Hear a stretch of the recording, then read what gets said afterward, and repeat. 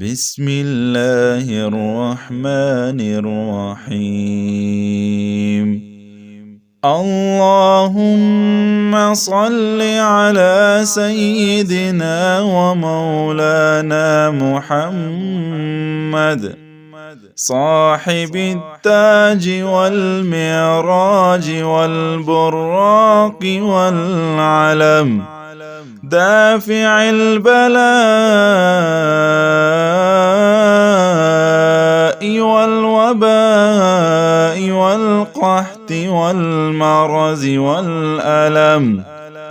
اسمه مكتوب مرفوع مشفوع منقوش في اللوح والقلم، سيد العرب والعجم.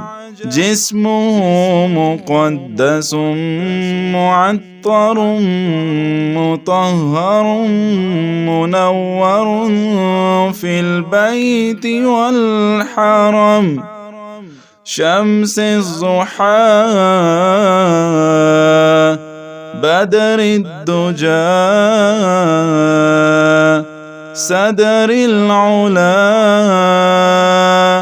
نور الهدى، كهف الوراء مصباح الظلم، جميل الشيم شفيع الأمم، صاحب الجود والكرم. والله عاصمه وجبريل خادمه، والبراق مركبه والمعراج سفره، وسدرة المنتهى مقامه، وقاب قوسين مطلوبه، والمطلوب مقصوده والمقصود موجوده. سيد المرسلين خاتم النبيين، شفيع المذنبين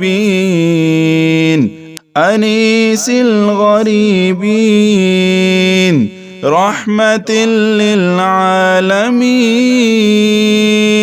راحة العاشقين،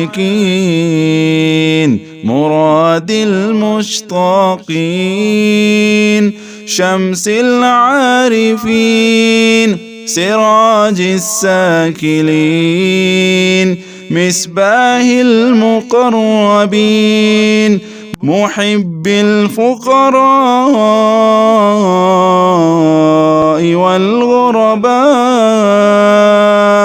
والمساكين، سيد الثقلين نبي الحرمين، إمام القبلتين،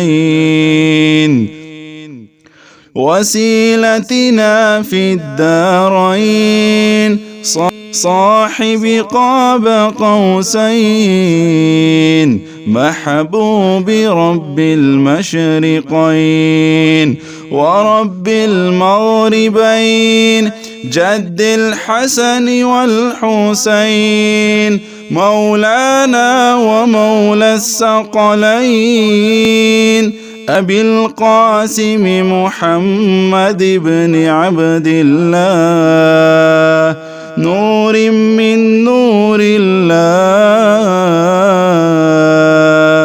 يا أيها المشتاقون بنور جماله، بنور جماله، صلوا عليه وآله وأصحابه وسلموا تسليما.